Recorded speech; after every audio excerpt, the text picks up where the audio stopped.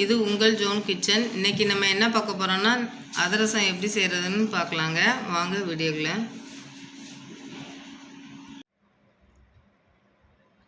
அதிரசம் எப்படி பண்ணுறதுன்னு பார்க்கலாங்க. அன்றைக்கி நம்ம போன வீடியோவில் நான் ரெடிமேடாக செஞ்சு பார்த்தேன்.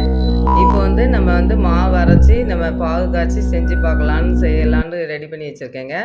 1 கிலோ பச்சரிசி மாவு, 3/4 கிலோ வெல்லம் எடுத்து வச்சுருக்கேன். வாங்க எப்படி பாகு காய்க்கலான்னு பார்க்கலாம் வாங்குங்க. அடுப்பு பற்ற வச்சாச்சு. வெல்லம் போட்டுட்டேன்.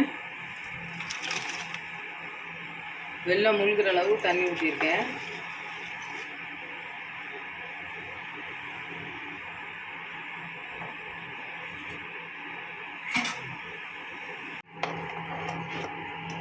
இப்போ நல்லா பதம் வந்துருச்சுன்னு நினைக்கிறேன். இருங்க பார்ப்போம்.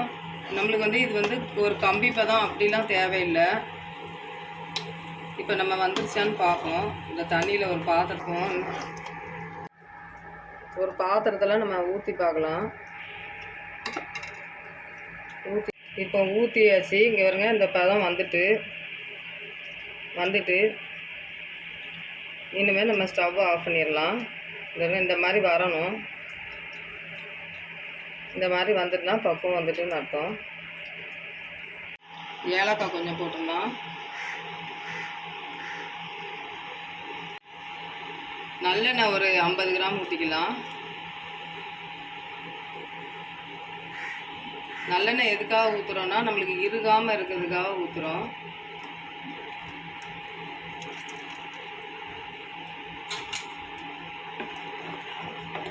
இது பாகு இருகாது, ரொம்ப சைனிங்காகவும் இருக்கும். அதிரசம் சைனிங்காகவும் இருக்கும்.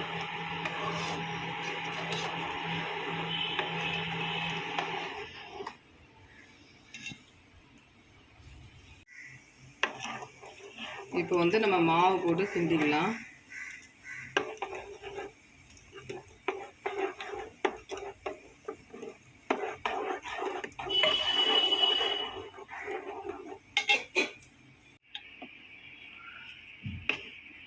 இதே மாதிரி கிண்டிக்கலாம்.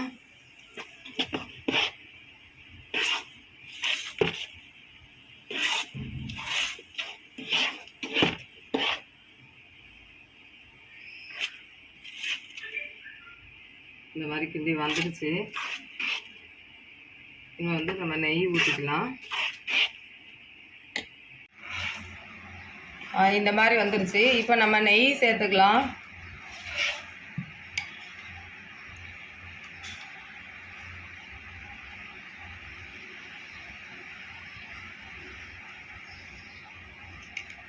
நெய் எதுக்காக சேர்க்குறோன்னா அந்த மாவு அப்படியே கரெக்டாக நம்ம வச்ச மாதிரியே இருக்கும். அதனால நம்ம நெய் சேர்க்கேன்.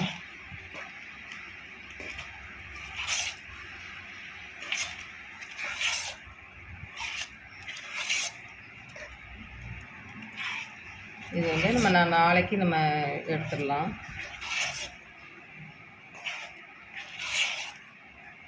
எத்தனை நாள் ஆனாலும் 3 நாள் ஆனாலும் கெட்டு போகாது. இப்போ நம்ம வேறு பாத்திரத்தில் எடுத்து வச்சுருவோம்.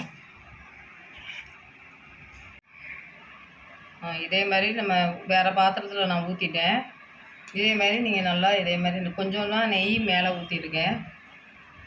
அது காயாமல் இருக்கும்.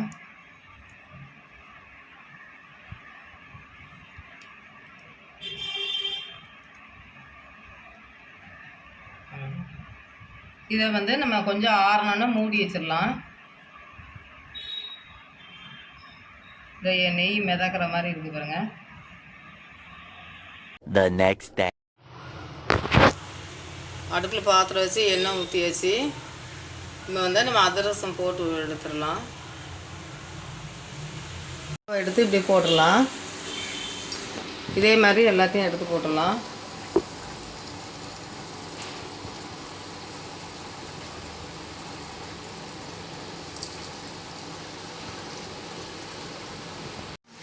ஸ்டவ் மட்டும் சிம்முலேயே வச்சுருக்கணும்.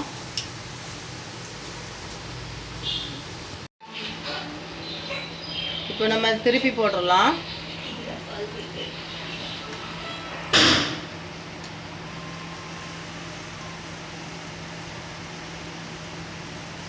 இதே மாதிரி திருப்பி போட்டு எடுத்துடலாம்.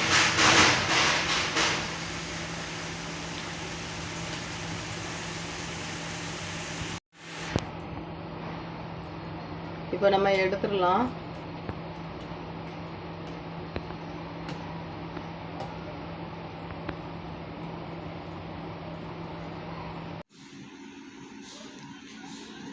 இதே மாதிரி நீங்களும் செஞ்சு பாருங்க. செஞ்சு பார்த்துட்டு கமெண்ட் பண்ணுங்கள். அனைவருக்கும் தீபாவளி நல்வாழ்த்துக்கள்.